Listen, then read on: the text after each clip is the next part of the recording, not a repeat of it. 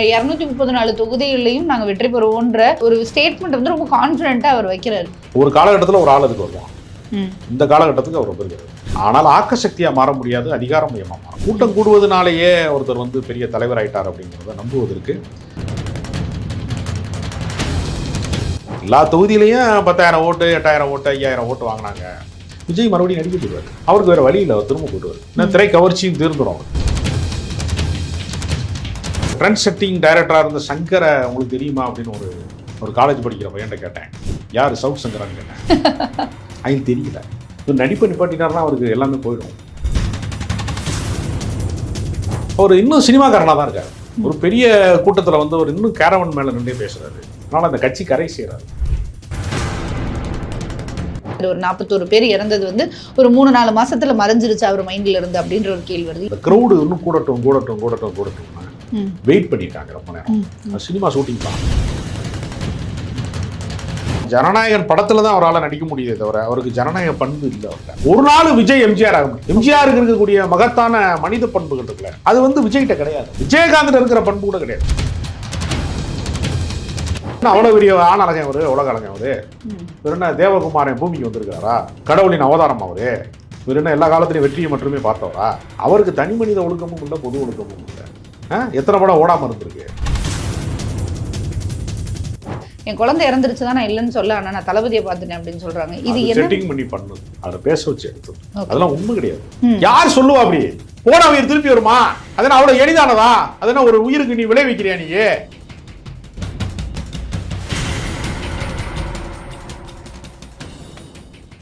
Sir வணக்கம். வணக்கம். தாவேக்காவை பேசாம ஸ்கிப் பண்ணிட்டு போக முடியாதுன்ற நிலைமையில இருக்கு. ஏன்னா 234 தொகுதிகளையும் நாங்க வெற்றி பெறுவோன்ற ஒரு ஸ்டேட்மெண்ட் வந்து ரொம்ப கான்ஃபிடென்ட்டா அவர் வைக்கிறாரு.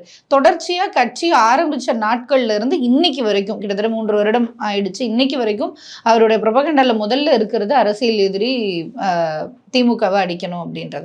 ஒரு புதுசா இப்போ இத்தனை வருஷம் அரசியல் நீங்க பார்த்துருக்கீங்க. புதுசா ஆரம்பிச்ச இந்த ஒரு 2-3 வருஷத்துல இந்த கட்சி வந்து இப்படி ஒரே கட்சியை எதுக்குறது அப்படின்றது காமனா இருந்தாலும், தேர்தலில் நான் ஒரு பெரிய மாற்றத்தை கொடுப்பேன் அப்படின்னு வந்து நிற்கிறது சாத்தியப்படுமா? இல்லை இந்த தேர்தலில் இவர் சொல்ற வார்த்தைகள் எல்லாம் எங்கேயாவது ரிஃப்ளெக்ஷனாக மாறுமா அப்படின்ற ஒரு இது இருக்குல்ல. விஜய் பேசுகிற தொனியை ரசிக்கிறவங்க நிறைய பேர் இருக்காங்க.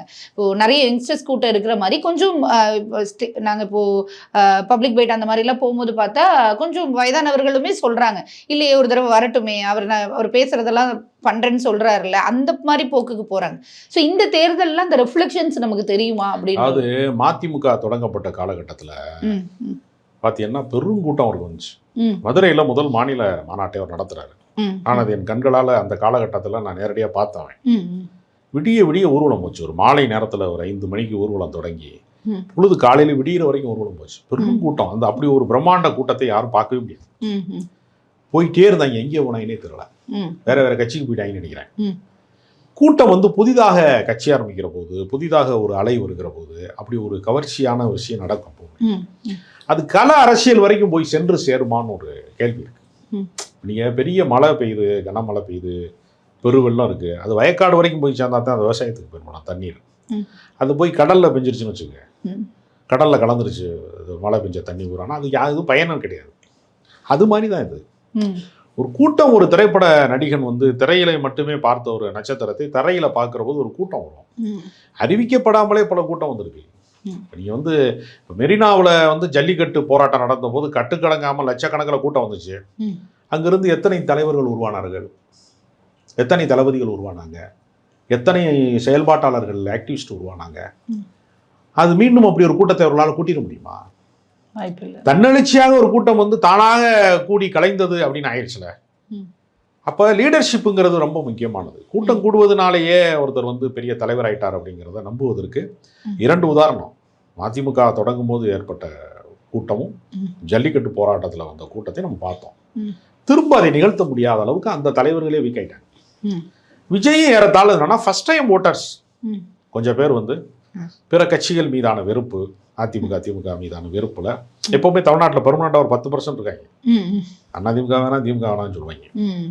அந்த வாக்கத்தான் ஃபர்ஸ்ட் பாமக அறுவடை பண்ணுச்சு, மதிமுக அறுவடை பண்ணுச்சு, தேமுதிக அறுவடை பண்ணுச்சு, அதுதான் நாம் தமிழரும் அறுவடை பண்ணுச்சு.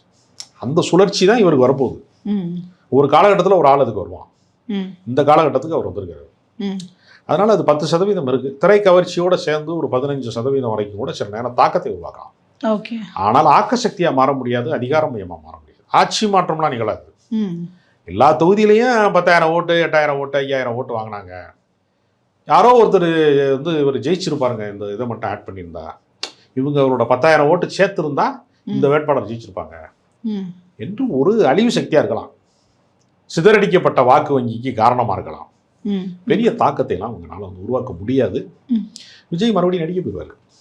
அப்படியா? ஆமாமா. ஒரு 52 வயது அவருக்கு ஆகுது. இன்னொரு தேர்தலுக்கு அவர் காத்திருக்கணும்னா அவருக்கு 57 வயதாயிரும். அதுல வந்து அவருக்கு கோடிக்கணக்கில் பிசினஸ் இருக்கு அவருக்கு. அதனால தெரிஞ்ச தொழிலை விட்டவனும் கெட்டான், தெரியாத தொழிலை தொட்டவனும் கெட்டான்னு சொல்லுவாங்க. அவருக்கு வேற வழி இல்லை, அவர் திரும்ப போயிடுவார். ஏன்னா திரை கவர்ச்சியும் தீர்ந்துடும் அவருக்கு. சில காலம் நடிக்காம இருந்தார் விஜயகாந்த் அரசியலுக்கு வந்தோம்னா. அந்த அடுத்த ஜெனரேஷனுக்கு விஜயகாந்தே தெரியல. கேடிவியில் படம் போட்டதுனால ஒருத்தர் 2 பேர் இப்படி ஒரு ஆள் இருக்காரு. பிக் பாஸ் வழியா தான் கமலஹாசனையும் இப்போ தெரிஞ்சிருக்காங்க இந்த தலைமுறை. கமலஹாசன் வந்து ரொம்ப மகத்தான படங்கள்லாம் நடிச்சிருக்காரு. 3ஆம் படம் நடிச்சிருக்காரு, அன்பே சிவன் நடிச்சிருக்காரு, மகாநதி நடிச்சிருக்காரு, அபூர்வ சகோதரர்கள் நடிச்சிருக்காரு, அவை சொன்னி நடிச்சிருக்காருன்னு ஒரு 40 வயது கடந்தவங்களுக்கு தான் தெரியும். சின்ன பசங்களுக்கு தெரியாது. இப்போ ரொம்ப ஒரு ட்ரெண்ட் செட்டிங் டைரக்டராக இருந்த சங்கரை உங்களுக்கு தெரியுமா அப்படின்னு ஒரு காலேஜ் படிக்கிற பையன்கிட்ட கேட்டேன். யார் சவுக் சங்கரான்னு கேட்டேன். அவங்களுக்கு தெரியல. ஒரு காலகட்டத்தில் பெரிய பிரம்மாண்டமாக பேசப்பட்டவர்கள் எல்லாம் இன்னொரு காலகட்டத்துக்கு அறியப்படாதவர்களாக மாறுவான். இவர் நடிப்பை நிப்பாட்டினார்னா அவருக்கு எல்லாமே போயிடும். இவர் தேர்தலையும் ஜெயிக்க முடியாது. திரும்ப போகிறதுக்கு அவருக்கு ஒரு எளிமையான அணுகுமுறை அவர்கிட்ட இல்லை. விஜய்கிட்ட அணுகுமுறை இல்லை. அவர் இன்னும் சினிமாக்காரனாக தான் இருக்கார். ஒரு பெரிய கூட்டத்தில் வந்து அவர் இன்னும் கேரவன் மேலே நின்றே பேசுறாரு, இன்னும் ஒரு பஸ் மேலே ஏறி நின்றே பேசுறாரு. சாமானியர்களோட சகஜமாக இருக்கக்கூடிய தன்மை அப்படிங்கிறத படிப்படியாக கொண்டு வரணும், நிர்வாக ரீதியாக அப்படி கொண்டு வரணும். அதெல்லாம் அவர்கிட்ட இல்லை, கட்டமைப்பே இல்லை ஃபர்ஸ்ட். அதில் அதனால் அந்த கட்சி கரை சேராது. ஓகே. இல்லை, அது ஒரு பக்கம் நீங்கள் சொல்கிறது வந்து நம்ம யோசிக்க வேண்டிய ஒரு இடம். இன்னொரு விஷயம் வந்து இந்த ஜனநாயகன் படம் சம்மந்தமாக வந்திருக்கக்கூடிய சில விஷயங்கள், இந்த கரூர் சம்பவம் நடந்து முடிச்சதுக்கு அப்புறமாவே தொடர்ச்சியாக நக்கிரன் கோபால் மாதிரியான ஆட்கள், நிறைய பேர் ஆட்கள் வந்து இது சினிமாக்காக எடுக்கப்பட்ட ஷூட்டிங், அதனால இப்படி ஒரு சம்பவம் நடந்ததுன்னு சொல்லும் போது நிறைய பேர் ஏற்றுக்கல. இன்னைக்கு அது சம்மந்தமாக சிபிஐ சந்திக்கிறதுக்காக விசாரணைக்காக போயிட்டு வந்திருக்காரு. வரும்போது ஒரு விசாரணை முடிஞ்சு ஒரு குற்ற சம்பவம் நடந்திருக்கு, அதுக்கு யார் காரணமாக இருக்கலாம், அது சம்பந்தமா ஒரு விசாரணைக்கு போறாரு. விசாரணை முடிஞ்சு வெளில வரும்போது ரொம்ப வந்தாவா கையை ஆட்டிக்கிட்டு சிரிச்சுக்கிட்டு வர ஒரு துணியை பார்க்கும்போது நமக்கு ஒரு பயம் ஏற்படுது. என்னடா இப்படி இருக்காரு, ஒரு 41 பேர் இறந்தது வந்து ஒரு 3-4 மாசத்துல மறைஞ்சிருச்சு அவர் மைண்ட்ல இருந்து அப்படின்ற ஒரு கேள்வி வருது. இன்னொரு பக்கம் இன்னொரு வீடியோ வந்து கண்டினியூஸா வந்து ஸ்ப்ரெட் பண்ணப்பட்டு இருக்கு 2 நாளா. கேமரா வைக்கிறது, ஆங்கிள் பார்க்கறது, அந்த மாதிரியான விஷயங்கள்லாம் வருது. இது கரூர்ல ஷூட்டிங்காக எடுக்கப்பட்ட வீடியோ அப்படின்னு சொல்லி இது எப்படி பார்க்கலாம் சார்? தொடர்ச்சியா இது வந்து அப்படிதான் சினிமாவில் பணியாற்றியவன். எனக்கு வந்து இந்த லைட்டிங்காக வெயிட் பண்ணுவாங்க. இப்போ நீங்கள் 11 மணி வெயில்ல இருந்து மத்தியானம் ஒரு 3 மணி வெயில் வரைக்கும் உள்ள சன்லைட்டில் வந்து ஷூட் பண்ணீங்கன்னா நீங்கள் ஸ்க்ரீனில் படம் பார்க்கும்போது ஸ்க்ரீனில் இருக்கிற வெளிச்சம் வந்து ஒரு ரிஃப்ளெக்ட் ஆகி நீங்கள் தேட்டரில் படம் பார்த்தீங்கன்னா பக்கத்து சீட்டில் இருக்கிற முகம் பளிச்சுன்னு தெரியும். தெரியக்கூடாது. அந்த டைமில் எடுக்க மாட்டாங்க. ஒரு 12 மணிக்கு வர்றதா சொன்னாங்க இல்லையா, அது இவங்க செட் பண்ணி லேட் பண்ணியிருக்காங்க. லைட்டிங்காக வெயிட் பண்ணியிருக்காங்க. நீங்க இந்த பொழுது மறையிற டைம் இருக்குல்ல, அந்தி சாயும் நேரம்லாம் சொல்றாங்கல்ல, அந்த டைமுக்கு இருக்கக்கூடிய லைட் வந்து கொஞ்ச நேரம் தான் இருக்கும். அதனால அதை செட் பண்ணி எடுப்பாங்க. அப்படி அதுக்கான எல்லா சாத்தியங்களுமே இருக்கு. அந்த கிரௌடு இன்னும் கூடட்டும்னு வெயிட் பண்ணியிருக்காங்க ரொம்ப நேரம். அது சினிமா ஷூட்டிங் தான். இப்போ இந்த லைட்டிங்காக வெயிட் பண்ணுவாங்கல்ல, அதுதான் நடந்திருக்கிறது. அதனால விஜயை பொறுத்த வரையில் ஜனநாயகன் படத்தில் தான் அவரால் நடிக்க முடியுதே தவிர அவருக்கு ஜனநாயக பண்பு இல்லை அவர்கிட்ட. மக்களோட மக்களாக கலப்பது அப்படின்னு ஒன்று இருக்குது. நீங்கள் முனிவர்கள் கூட தனியாக போய் தவம் இருந்தது எதுக்குன்னா, மக்களுக்கான ஒரு செய்தியை மறுபடியும் கொண்டு வந்து சொல்கிறதுக்காக தான். ஒரு தவம் இருந்தாங்க, குகையில் போய்லாம் கதை சொல்லுவாங்கல்ல, வரலாற்றில் சொல்லுவாங்கல்ல, மீண்டும் மக்களை சந்திப்பதற்காக தானே. தனிமை தவம் இருக்கிறதே அதுக்காகத்தானே. பிரிந்து இருப்பது மீண்டும் சேர்வதற்காக சொல்கிற மாதிரி தான் அது. இவர் வந்து அந்த சினிமா தன்மையிலிருந்து இன்னும் வெளிவரவே இல்லை. அதனால அவர் பெரிய வெற்றிலாம் அவர் பெற முடியாது. ஒரு நாள் விஜய் எம்ஜிஆர் ஆக முடியாது. எம்ஜிஆருக்கு இருக்கக்கூடிய மகத்தான மனித பண்புகள் இருக்குல்ல, அது வந்து விஜய்கிட்ட கிடையாது. விஜயகாந்த் இருக்கிற பண்பு கூட கிடையாது. விஜயகாந்த் பேசுற கூட்டங்கள்ல வரம்பு மீறுகிறவர்கள், மீறுகிறவர்களை அவர் எப்படி கண்டிச்சிருக்கிறாரு, கடுமையா ரியாக்ட் பண்ணியிருக்கிறாரு. கூட்டத்துல கஜ கஜன்னு பேசியிருந்தாங்க, டேய் நீ பேசுறியாடா, நான் பேசவா, நீ பேசுறா அப்படின்னு சொல்லுவாரு. கண்ட்ரோல் பண்ணுவார் அவரு. நான் விசிகா மாநாடுகள் எல்லாம் பார்த்திருக்கேன். திருமாவளவன் வந்து அந்த முதல் தலைமுறை அரசியல் ஆர்வத்துல எல்லாரும் மேடையில ஏறுவாங்க, ரொம்ப ஆர்வ கோளாறா இருப்பாங்க. அப்படிப்பட்டவங்கள்ட்ட எல்லாம் அவருக்கு வந்து கட்டளை இடுவாரு. ஓ மேடை விட்டு இறங்கு, எல்லாரும் இறங்கு, அவர் செய்வாரு. ஒரு ஹெட்மாஸ்டர் வேலை பார்ப்பாரு கொஞ்ச நேரம். அதை அவங்க ஏன் செய்யறாங்கன்னா, ஒழுங்குபடுத்த வேண்டிய பொறுப்பு அவங்க பொறுப்பு தான். எந்த வாசல் வழியா வரணும், எந்த வழியாக திரும்பி போகணும், பெண்களுக்கு என்ன பாதிப்பு இல்லாம எப்படி ஒரு கூட்டத்தை நடத்தணும். இவன் குழந்தைய மேலே ஏறி மிதிச்சு போயிட்டே இருக்கான்னா, தளபதி வாழ்கன்னு சொன்னான்னா, அது எப்படி அது வந்து ஒரு குரூரமான இடத்த நோக்கி அது நகருது. அது அதனால இதை வந்து அவங்க மேல தீவிரமா இருக்கிற ரசிகர்கள் வேணா விரும்பலாம், பொதுமக்கள் எப்படி விரும்புவான்? ஆனா நீங்க சொல்ற ஒரு விஷயம் கரெக்ட். எப்படின்னா, மக்களோட சேர்ந்து பயணிக்க வேண்டிய தேவை இருக்கு. இப்போ எம்ஜிஆர் அவர்களோ இல்ல விஜயகாந்த் அவர்களோ ஒரு பொதுக்கூட்டத்துக்கு வராங்க, இல்ல பொதுவா வந்து ஒரு மக்களை சந்திக்க வராங்கன்னா எளிமையான முறைகளை நடந்து வந்து நம்ம பார்த்துருக்கோம், மக்கள் பக்கத்துல நின்று பார்த்துருக்கோம். இவருக்கு எப்படின்னா எல்லாத்தையுமே வந்து ஒரு ஸ்டார் கேண்டிடேட் மைண்ட் செட்ல இருந்து தான் அவர் பண்றாரு. அந்த ஸ்டார்ன்ற லைம் லைட்குள்ள இருந்து பண்றாரு.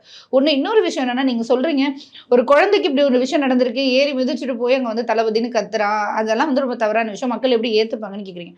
அதே மக்கள்ல இருக்கக்கூடிய ஒரு ஆள் தானே வந்து என் குழந்தை இறந்துருச்சு தான் நான் இல்லைன்னு சொல்ல, ஆனா நான் தளபதியை பார்த்துட்டேன் அப்படின்னு சொல்றாங்க. இது செட்டிங் பண்ணி பண்ணுது. ஓகே, அது வந்து ஆதவர்ஜனா வந்து அந்த வாய்ஸ் ஆஃப் காமன் மாதிரி மீடியாலாம் வச்சிருக்காங்கல்ல, அதை பேச வச்சு எடுத்தது. அதெல்லாம் உண்மை கிடையாது. யார் சொல்லுவா அப்படி? அதான் சார், ஒரு உயிர் திரும்பி வருமா? நான் கேக்குறேன். விஜய் திரும்ப வர்றாரு, வரல. விஜய் வந்து ஒரு கூட்டம் இல்ல 100 கூட்டம் போலாம், போன உயிர் திருப்பி வருமா? அதெல்லாம் அவ்வளவு எளிதானதா? அதெல்லாம் ஒரு உயிருக்கு நீ விளைவிக்கிறியா நீ? அதெல்லாம் அயோக்கியத்தனமானது. அது செட்டிங் பண்ணி அவங்க எடுக்கிறாங்க. நான் விஜய்க்கு பொண்டாட்டியா கூட இருப்பேன் அப்படின்னு ஒருத்தி வெக்கம் இல்லாம பேசுறா. அது என்ன தமிழ்நாட்டு பெண்களினுடைய பண்பாட்டுக்கான அடையாளமாவ? அப்படி பேசுவது அயோக்கியத்தனமானது. நீ வந்து தரக்குறைவா இருக்க, முறைகேடா இருக்கன்னா அது எல்லாருக்குமான உதாரணமா இருக்க முடியுமா? எல்லாத்துலயுமே பழுது இருக்கும். அந்த பழுதை வந்து அப்படி இல்லைன்னு சொல்றது இருக்குல்ல, அது ஒரு அயோக்கியத்தனத்தினுடைய உச்சம். அதை ஆதவர்ஜனா போன்றவர்கள் திட்டமிட்டு நிகழ்த்தி காட்டுறாங்க. அதையெல்லாம் பொதுமக்கள் நம்ப மாட்டாங்க. ஓகே ஓகே, என் வீட்டு குழந்தையோ என் வீட்டில் இருக்கிற ஒரு பெண்ணோ நெரிசல் மரணத்துல சாவதை எவன் விரும்புவான்? அவ்வளவு பெரிய ஆண் அழகன் அவரு, உலக அழகன் அவரு. என்ன தேவகுமாரன் பூமிக்கு வந்திருக்கிறாரா? கடவுளின் அவதாரம் அவரு. எத்தனை படம் ஓடாம இருந்திருக்கு? இவர் என்ன எல்லா காலத்திலையும் வெற்றியை மட்டுமே பார்த்தவரா? அவருக்கு தனி மனித ஒழுக்கமும் இல்லை, பொது ஒழுக்கமும் இல்லை. சொந்த தாய் தகப்பன்ல இருந்து, மனைவியில இருந்து, தான் பெற்ற பிள்ளைகள்ல இருந்து யாரோடையும் நல்லுறவு இல்லாதவர். அவர் எப்படி ஒரு குடும்பத்திலேயே அவர் சரியா இல்லை, ஒரு சமூக மனிதனாகவும் அவர் சரியா இல்லை, அவர் எப்படி அரசியலில் வெற்றி பெறுவார்? எந்த இமேஜ் கிடையாது அவருடைய. நம்பிக்கை தான் நமக்கு ஒரு மிகப்பெரிய இல்ல. அப்படி ஒரு இமேஜ் நம்ம மீது திணிக்கப்படுகிறது. அது உண்மை கிடையாது. நல்ல கண்ணு மரணத்துக்கு அவர் வர்றாரு, நான் அந்த ஸ்பாட்ல தான் இருக்கேன், சிபிஐ பாலன் இல்ல அலுவலகத்துல நான் இருக்கேன். இவர் வரும்போது ஒரு சலசலப்பும் இல்லை, மீடியாக்காரன் கொஞ்சம் பேர் கேமரா தூக்கி போடணும், அவ்வளவுதான். கம்யூனிஸ்டுகள் ஒருத்தன் கூட அவனை திரும்பி பார்க்கல. ரஜினிகாந்த் வந்து 15 நிமிஷமா உட்காந்துட்டு போறாரு. அதனால எல்லாம் எந்த சலசலம் போறாது. இதெல்லாம் கற்பனை. எல்லாம் என்னமோ உலகமே வர பாக்குறதுக்காக காத்து கிடக்கு. அது தமிழ்நாட்டினுடைய உண்மையான அரசியல் முகமே அல்ல. ஓகே ஓகே சார், இறுதி கேள்வியை அதை வைக்கிறேன். இன்னொரு 35 நாட்களில் வந்து தேர்தலை சந்திக்க போகிறோம். மக்களினுடைய தீர்ப்பு என்னவா இருக்கும் அப்படின்றது தெரிய போகுது. ஆனால் திமுக மேலே ஒரு விரக்தி இருக்குது, ஒரு மாதிரியான சலசலப்பு இருக்குது அப்படின்றத நம்மளால் பார்க்க முடியுது. நிறைய போராட்டங்கள் வந்து திமுக கவர்மெண்ட்டுக்கு அகேன்ஸ்டாக நடந்திருக்கு. தூய்மை பணியாளர்கள் போராட்டம் இருக்கட்டும், இடைநிலை ஆசிரியர்களாக இருக்கட்டும், நர்ஸ் போராட்டமாக இருக்கட்டும், இது எல்லாமே நடந்திருக்கு. தொடர்ச்சியான குற்ற சம்பவங்கள் அதிகரிச்சிருக்கு. இந்த 2 வாரங்களில் வந்து நிறைய கொலைகள், நிறைய பாலியல் வன்கொடுமைகள், சின்ன வயசுலேருந்து 60 வயசு இருக்கக்கூடிய பெண்களுக்கு பாதுகாப்பு இல்லாத ஒரு சூழல், இப்படியான விஷயங்கள்லாம் நிறைய தொடர்ச்சியாக இந்த தேர்தலுக்கு முன்னதாக பார்க்கப்படுது. அது வந்து திமுகக்கு எவ்வளோ பெரிய பாதிப்பை ஏற்படுத்தும், அது ஒன்று. இன்னொரு விஷயம் என்னன்னா, உண்மையாகவே இந்த திமுக கவர்மெண்ட் வந்து சரியானதாக செயல்படுதா அப்படின்ற ஒரு கேள்வியும் வருது. திமுக அரசினுடைய ப்ளஸ் என்னன்னா நலத்திட்டங்கள், மகளிர் உரிமை தொகை, விடியல் பேருந்து, நான் முதல்வன் திட்டம், புதுமை பெண் திட்டம், லேப்டாப் கொடுத்தது, இதெல்லாம் அவங்களுக்கு ப்ளஸ். மைனஸ் வந்து சட்டம் ஒழுங்கு தான். ஆனா அந்த சட்ட ஒழுங்கு பிரச்சனைக்கு பின்னாடி போதை புழக்கம் பெரிய காரணமாயிருக்கு. அதை அவங்க கட்டுப்படுத்துவதற்கு நிறைய முயற்சி எடுத்தாலும் நடைமுறையில் அது மிஸ் ஆயிருக்கு. எடுத்திருக்காங்க நீங்க நினைக்கிறீங்க? அதெல்லாம் ஒன்றும் சந்தேகமே கிடையாது. அரசியலுக்காக போய் சொல்றாங்க பல பேர், அவர் எடுக்கவே இல்லைன்னு. எனக்கு தெரிஞ்சு நான் வந்து இந்த பக்கம் ஒரு பைக்கில் வந்து எம்எம்டிஏ காலனி பக்கம் போகும்போது குடியிருப்பு பகுதியில் போலீஸ் வழிமறிச்சு நிப்பாட்டி ஒரு 6 மாதத்துக்கு முன்பு என் வண்டியை கூட நிப்பாட்டலாம். நான் கேட்டேன், இது வந்து பப்ளிக் இருக்க இடத்துல எதுக்கு டிஸ்டர்ப் பண்ணுறீங்க அப்படின்னு நான் கேட்டேன் போலீஸ்ட்டு. இப்போதான் சொன்னார், போதைப் பொருள் நடமாட்டம் எங்காவது போகுதான்னு செக் பண்ணுறோம் சார், நீ மீடியா பர்சன்னால சொல்கிறேன் அப்படின்னு சொன்னார். அப்போ கடுமையாக சோதனை செய்யப்பட்டதுலாம் அதையும் மீறி எப்படி இல்லை, அதுக்கு பெரிய பல காரணங்கள் இருக்குது. அதாவது என்னன்னா, உங்களுக்கு முந்த்ரா துறைமுகம் வந்து தனியார் மயமாக்கப்பட்டதில் பல ஆயிரம் கோடி போதைப் பொருட்கள் வந்து வெளிநாட்டிலிருந்து இங்கே வந்து இறக்குமதி ஆயிருக்கு. அது எல்லா இடத்துலையும் டிஸ்ட்ரிபியூட் ஆகுது. இப்போ எப்போவுமே என்ன செய்வாங்கன்னா, நம்ம முதல்ல வந்து பழத்தை திண்டவனை விட்டுருவாங்க, தோலை தூக்குனவனை தூக்கிட்டு போயிடுவாங்க. அதனால இது சில்லறை வர்த்தகமாக அங்கங்கே புழங்குற ஆளை தான் நம்ம பிடிக்கிறோம். மொத்த வியாபாரம் நிகழ்ந்து விட்டுருக்கு இந்தியா முழுக்கவே. போதைப் பொருள் வந்து பெரிய அளவில் தனியார் துறைமுகம் மூலமாக அது கௌதம் அதானிக்கு சொந்தமான துறைமுகத்திலேருந்து அது வருது. அது ஒரு பெரிய இன்டர்நேஷ்னல் மாஃபியா கும்பல் தான் செய்கிறான். அதில் வந்து புழக்கங்கள் வந்து அவங்கள மீறி கையை மீறி பல இடங்களில் நடக்குது. அது சில இடங்களில் தடுக்கிறாங்க, சில இடங்களில் தடுக்க முடியாத தவறுகள் நடக்குது. ஏன்னா நம்ம காவல்துறையை வைத்து எல்லா தனி மனிதனையும் கண்காணிக்க முடியாது. நேற்று வரைக்கும் ஒரு போலீஸ்காரனுக்கு இன்ஸ்பெக்டருக்கு மகனாக இருக்கிறவன் போய் திடீர்னு போய் ஒரு ஆணவ கொலை செய்கிறான். போலீஸில் தான் நம்ம போய் புகார் கொடுக்கணும் தடுக்கிறதுக்கு. அவன் குடும்பத்தில் அம்மாவும் இன்ஸ்பெக்டராக இருக்காங்க, அப்பாவும் செய்யாத ஒரு உயர் அதிகாரியாக இருக்காங்க. 2 பேருடைய மகன் போய் கொலை செய்கிறான். இப்போ இது மாதிரி புதிய குற்றங்கள் எதிர்பாராத முன்னாடி பிரிண்ட் மீடியாவில் இந்த மாதிரி குற்றங்கள் நிகழ்கிற போது அது பரபரப்பை ஏற்படுத்தாது.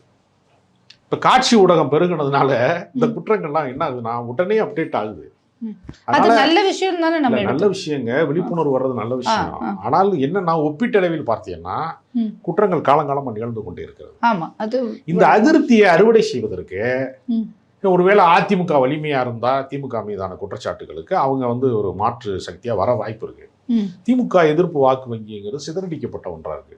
அதனால திமுகவை வந்து வெல்வதை வந்து தடுக்க முடியாது யாராலையும். எல்லாருமே திமுகவை எதிர்க்கிறாங்க, திமுகவை தவிர எல்லாருமே திமுக எதிர்க்கிறாங்க. ஆனால் அவங்க யாருமே வலிமையான சக்தியா இல்லை. அதனால மீண்டும் திமுக தான் வரும். திமுக வந்து இப்ப தீர்க்காமல் இருக்கக்கூடிய இடைநிலை ஆசிரியர்கள் பிரச்சனை, தூய்மை பணியாளர் பிரச்சனை எல்லாம் அவங்க திரும்ப சரி செய்வாங்க. செவிலியர்களுக்கு வந்து பணியிடங்கள் நிரப்பணும், ஒரு 4000 பேருக்கு போஸ்டிங் போடணும் அப்படின்னா ஒரு 1000 பேருக்கு போடுறாங்கல்ல. அப்போ அவங்க அதை சரி செய்ய முயற்சி செய்யறாங்க. இந்த அரசாங்கத்திட்ட ஒரு குறைந்தபட்சம் கோரிக்கையாவது வைக்க முடியும். ஆனால் மற்றதெல்லாம் நீங்க வந்து இடைநிலை ஆசிரியர்களுக்கு வந்து பணி நியமனம் செய்யணும்னு எதுக்கு எடப்பாடி பழனிசாமி காலத்துலயும் போறாங்க. போய் கேட்டதுக்கு அவன் வாத்தியார்கள் நிறைய சம்பளம் வாங்குறாங்க, அதெல்லாம் செய்ய முடியாது சொல்லிட்டாரு. முடியவே முடியாதுன்னு சொல்றதுக்கும் பரிசீலனை செய்கிறோம், முயற்சி செய்கிறோம்னு சொல்றதுக்கும் ஒப்பீட்டளவில் பார்க்கும்போது எடப்பாடி ஆட்சியை விட ஸ்டாலின் ஆட்சி வந்து ஒப்பீட்டளவில் சிறந்தது. மாற்று சக்தி யார் இருக்கா? யாராவது முற்போக்கு சக்தி இருந்தால் பரவாயில்ல. இவங்க இடத்த கைப்பற்ற நினைக்கிறவங்க பூரா வலதுசாரிகளாகவும் பிற்போக்குவாதிகளாகவும் மதவாதிகளாகவும் சாதி வெறியர்களாகவும் வந்து டெல்லிக்கு அடிபணியக்கூடியவர்களாகவும் இருக்கும் பட்சத்தில் திமுக தொடர்வதே நல்லது. அதுதான் இன்னைக்கு கலையதார்த்தம். இதற்கு வாக்காளனுக்கு வேற சாய்ஸ் கிடையாது. அதனால திமுக தான் தொடரும். ஓகே சார், பொறுத்திருந்தா பார்ப்போம் மக்கள் தீர்ப்பு என்ன வருதுன்றதை தேர்தல் வந்ததுக்கு அப்புறமா தான் பார்க்க முடியும். உங்களுடைய நேரம் ஒதுக்கி இன்டர்வியூ கொடுத்ததுக்கு ரொம்ப நன்றி.